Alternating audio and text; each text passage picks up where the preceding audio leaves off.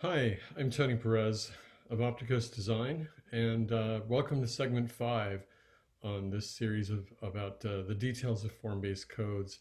In this segment, we'll be talking about frontage standards. So thanks for joining us. Today, we're talking about frontage standards, a very key element of form-based codes. And you can see here on this screen the image on the left compared to the image on the right. Architecture aside, landscaping aside, you can see where the building on the left, the ground floor units here, those are housing units. Their windows are right on the street, but worse than that, there is no grade difference. There's no elevation between change in elevation between the sidewalk level and the units themselves. So there's very little privacy, which is why the entire side of this building looks like this with the mini blinds pulled. Um, where in contrast, the one on the right has units close to the street also. They're only about 5 or 6 feet back from the sidewalk um, with a little terrace there, but they're elevated and they have that little hedge. And so there's this private space, albeit small, but it's in between the ground floor windows and the ground floor units and the sidewalk. So that is, in a nutshell, that's what frontage is about, providing the proper um, interface between the facade and the sidewalk and shaping a positive public realm at the same time. So these standards, like I said, they're key to producing a public realm. They're not just about the building, and they're not about architecture. They're simply about elements that coordinate building facades on the ground floor to the streetscape. And they most often include entries. In this case, you can see examples of a porch frontage. And just to be clear, the frontage is the area between the back of the sidewalk and the facade itself, and on the ground floor. You could address the upper floors, but the upper floors are usually addressed through other types of standards in your code for facade composition or building openings. Um, so so frontage really deals with the ground floor and how it interacts with the sidewalk. And I often just simply describe it as how the ground floor facade is attached to the back of the sidewalk. And sometimes that's with a stoop, like you see in this case of an urban neighborhood, or in the case of a lower intensity neighborhood like these houses, it could be attached to the back of the sidewalk through a front yard. This is a small front yard, but it's a front yard. And so there are all these options, these choices. As I mentioned before, a form-based code, once you look at a community, you start to see the kit of parts that make the form and character that you like and you want to continue. And so you can identify those. And in the case of frontages, these are called frontage types. And so let's go through some examples first of why this is important. We put a lot of effort on frontages and just want to show you with some examples here. The building on this corner, it wasn't designed, with the corner in mind. It was simply just put there and almost avoiding interaction with the ground floor. It's like there's some kind of bad thing happening out on the street, and so the ground floor is not even opening onto it except for this raised entry on the side street with these really kooky ladders and stairs. But the building design doesn't respond to the street, and in effect, it starts to deteriorate the public realm in addition to being just a poorly designed building. Same here. This building has a lot of blank walls, and besides the trees blocking the view of the street and vice versa, the building being blocked from the sidewalk. The the reason for that is because the parking is on the ground floor and occupies the entirety of the ground floor, and the units begin on the second and third floors. And so, you know, they probably thought they're doing a good thing by hiding the parking, but they're killing the public realm. areas that are like this on the ground floor tend to be what they call dead spaces or unsupervised spaces, and not good. Or like this, where the existing character wasn't recognized by the zoning code, and so the ground floor frontage wasn't even a question, wasn't even a thing to consider. And so you can see that strong character on this block, with the building on the right, uh, is a characteristic of the rest of the block.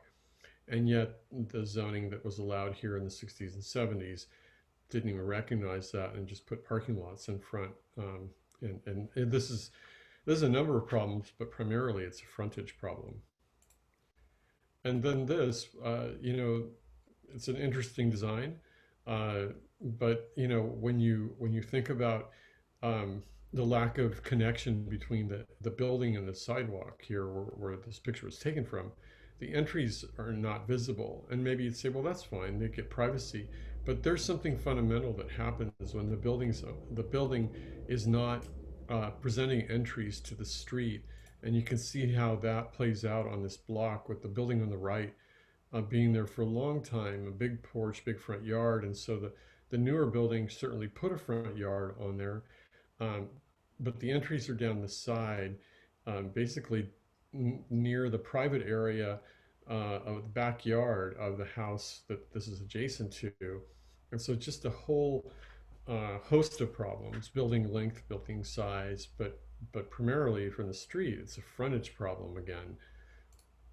And again, here's the example that we talked about earlier at the opening of this segment.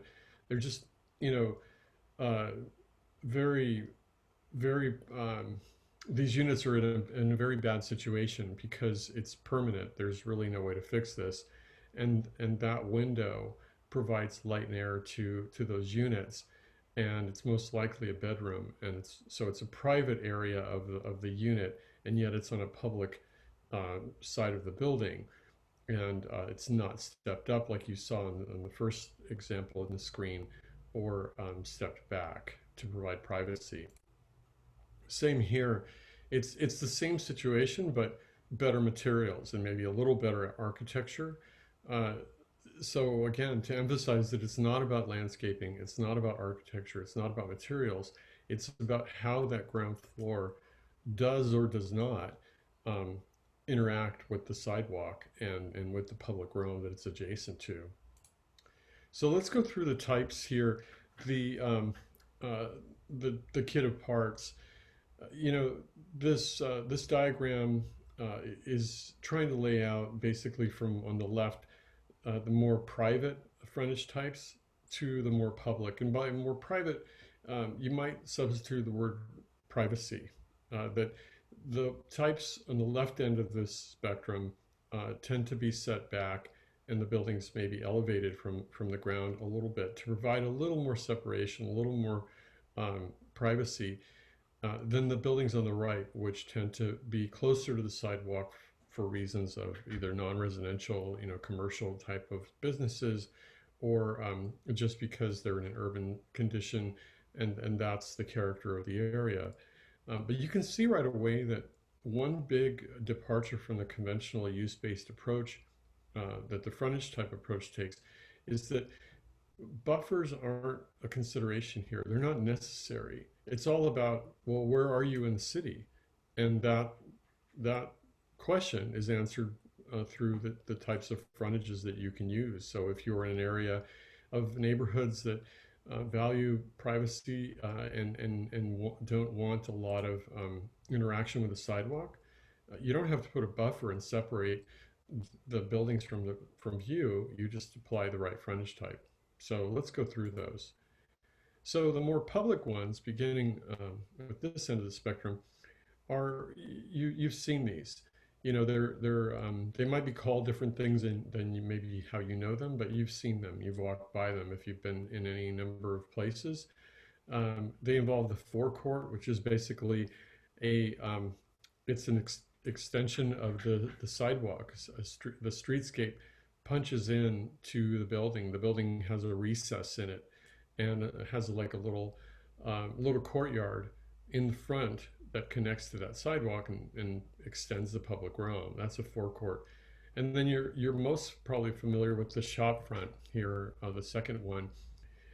There are a lot of varieties of this, but basically the object here is to have open windows and tall windows to let um, pedestrians see inside the shop, and for shoppers inside the building to see outside to the sidewalk. People like um, uh, that dynamic. And then there's the terrace, which is an elevated sidewalk next to a sidewalk. And sometimes you need to do this because of the grade in certain areas, differences between the property grade and the street grade. And so this is a great technique to do that but while still keeping connection to the sidewalk and the public realm. And then these two are older types that you don't see a lot lately because a lot of cities don't allow them for concerns about projecting it into the public right of way. Um, so in these situations, the gallery, a lot of shopping centers use them, and they're in parking lots, so they're not over the public right of way. But in older places, like this example I'm showing you right now, the gallery is in Ojai, California. And if you've been there, you know how wonderful it is to walk under that shaded gallery, and you can still look at the shops. And it gets quite hot in Ojai, so this serves a purpose, and it's an entire block long. It's beautiful. And here in the other picture on the right hand side of the screen, this is in Riverside, California, and this is what is called an arcade, where you can see the upper story is occupied, where in the gallery there isn't an upper story. The arcade is an occupied upper floor. And so there are a lot of concerns that public works departments have over if the right of way is here, then allowing this to be occupied is an issue. Same with the gallery. If the right of way is here, then there are issues that departments have with this being out there on the sidewalk, even though the curb is here and the curb is here. So all cities have their particular standards and their reasons, but we promote these, especially in areas that would like to have them. The shoppers like to be in these environments. On the more privacy side of the frontage types, then you get to the front yard, which everybody's accustomed to seeing. They're very familiar with that one, or the porch, which is this outdoor room that's covered and elevated from the sidewalk, from the yard, and gives an area to be out there in the front yard, a little elevated from the sidewalk, and see people walking by and just enjoy the outdoors in the front yard. Um, so there are two types. There's this one that projects from the facade, and then there's this one called the engaged porch, which is it's in the same plane as the facade, but it recesses back in to create this area on the ground floor, and then this balcony on the second floor. So that's an engaged type of porch. And then there's this one that we talked about earlier on one of the opening slides, this stoop. As a building gets closer to the sidewalk, usually in urban conditions, the idea is to try and elevate that at least by a few steps, maybe 12, 18 inches at the minimum, to give the units that are close to the sidewalk a little more privacy. So that's a stoop. And then this dooryard, there are a lot of varieties of this. Some have more landscaping, some have less, like this. But you can see that here's the opening to a unit. This might be a flat, and this might be a unit above, or this might be the ground floor of a two-story unit. But there's a transition between that ground floor and the back of the sidewalk. And so in this case, somebody's using it as a shop, and this is outdoor display area, but a lot of times you'll see these used for housing. So you take all those choices, and you look at the different type of zoning districts. Remember, we were talking about zoning district being synonymous with physical character, physical environment. And you look at the different physical environments that you're trying to make or continue, and you just ask yourself, which of those types best fit and support the type of character in place that we want in each of these zoning districts. And so you can see in these intent statements for each of these zoning districts, you can see that I've highlighted the different frontages that apply to these places, these different zoning districts. So you can see in this zone, front yards, porches, stoops, and dooryards um, are compatible in these environments. In this one, porches, stoops, and dooryards. So we're leaving out the front yards in this particular environment because it's a little more urban. The building setbacks are shorter, and so the front yard isn't one of those frontages. In the main street, it's just the opposite. Now we're at the other end of the spectrum that we were talking about. And so we're using the forecourts, the shop fronts, the terraces, the galleries, and the arcades. And you can see how um, you can quickly use that kit of parts to customize the allowed selections in each of the zoning districts. Again, going back to your vision and asking yourself the question, what physical character are we trying to make or trying to make more of? And then lastly, you put those into regulations that are like these are excerpts from codes that we're writing, and you can see each of those that we reference. Here's a dooryard, here's a terrace, here's a shop front. There's three examples of all those types that I mentioned. And there are diagrams with standards for minimum width, minimum vertical distance from the ground, the sidewalk or the grade, the minimum depth, those kinds of things. Again, this is not about architecture. It's simply saying to make these elements that attach the ground floor to the back of the sidewalk in a positive way to shape that public realm and make interesting entries and interesting ground floors. These are the basic standards. You know, how somebody wants to design a porch. If in one area the design review board says, everything needs to be of a Victorian architecture and style, then that's their prerogative. That's that community's direction. But if in that same community they say, porches in another area that doesn't have that kind of character and maybe might have a little more rustic or contemporary character, other materials would be allowed and other styles would be allowed. So these standards don't talk about style. It's simply about the configuration of these elements. So the frontages are super exciting. Of all the parts of a code that we work on, I think this is one of the most exciting parts.